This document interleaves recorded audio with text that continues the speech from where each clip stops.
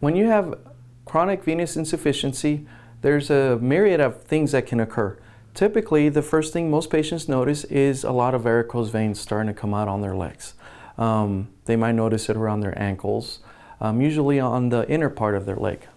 But sometimes, other things that you might notice is that from time to time, you'll start noticing that you get swelling. Usually it's around your ankles and feet.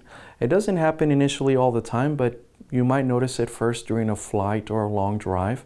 But then after some time, you might start noticing that when you wake up in the morning, your legs are very small and thin, but by the end of the day, they're a lot more swollen. The other thing that'll start happening is you might start noticing that your legs start feeling very heavy and tired and achy, especially towards the end of the day. Sometimes you wonder, is this normal? Is it related to my work? Or is it my age? But typically, if it's related to veins, it's exaggerating. It's more than it should be. Other things you might start noticing is weird sensations on your skin, like tingling or itching or burning.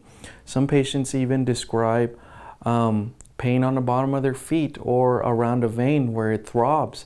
Some patients can actually have cramping, typically at night, or they might have restlessness where when they're laying down at night, they can't seem to sleep because they're constantly trying to move their legs in a comfortable position and they can't find that. So these are typical symptoms most patients have. Doesn't mean everybody has all of them, but usually it's some of these components.